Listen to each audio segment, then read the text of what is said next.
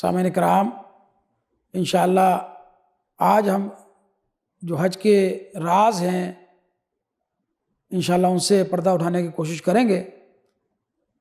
پہلا راز جو حج کے اندر پنہا ہے وہ درس اجتماعیت ہے۔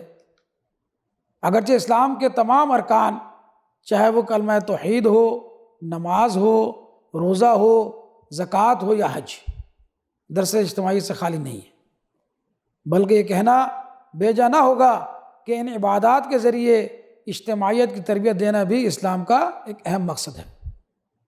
تاہم حج میں جو اجتماعیت پائی جاتی ہے وہ امت کو وہ بھولا ہوا سبق یاد دلاتی ہے جو نبی کریم صلی اللہ علیہ وسلم نے ہمیں سکھایا۔ حضرت نعمان بن بشیر رضی اللہ تعالیٰ عنہ روایت کرتے ہیں کہ نبی کریم صلی اللہ علیہ وسلم نے فرمایا، مومنوں کی آپس میں محبت، رحمت اور ہمدردی کی مثال ایک جسم کی مانند ہے۔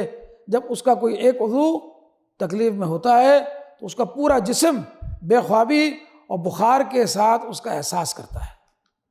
اس حدیث مبارکہ کا پیغام واضح ہے کہ مسلمانوں کو ایک دوسرے کے ساتھ محبت، ہمدردی، خیر خواہی، باہمی تعاون اور ضرورت پڑنے پر مدد کے جذبے سے سرشار ہونا چاہیے۔ اسی اجتماعیت کے ذریعے دشمنان اسلام کو بھی ہر سال ایک پیغام ملتا ہے کہ امت مسلمہ ایک جسم کی مانند ہے۔ اگر کوئی اس کی ایک فرد کی طرف بھی بری نظر سے دیکھے گا تو اس کی آنکھیں نکال دی جائیں گی، اگر ہاتھ بڑھائے گا تو ہاتھ کاٹ دیے جائیں گے، اور اگر قدم اٹھائے گا تو وہ توڑ دیے جائیں گے۔ مگر افسوس، صد افسوس کہ اسلام کے دیگر اسباق کی طرح حج جیسا عظیم اجتماع بھی آج اپنی روح سے خالی نظر آتا ہے۔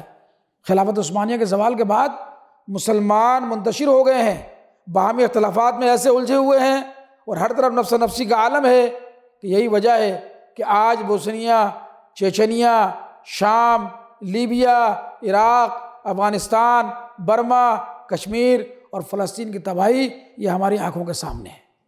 لہٰذا حج کے چھپے ہوئے رازوں میں سے ایک اہم اور بہت بڑا راز یہ ہے کہ امت مسلمہ متحد ہو، ان کے دل ایک دوسرے کے ساتھ جو ہے وہ اس کے لیے جڑے ہوئے ہوں، ان کی دھڑکنیں ایک ہوں اور دنیا کے سامنے ایک قوت بن کر ابھریں۔ اللہ سے دعا ہے کہ اللہ سبحانہ وتعالی ہمیں اور آپ کو عمل کی توفیق عطا فرمائے۔ وآخر دعوانا ان الحمد للہ رب العالمین۔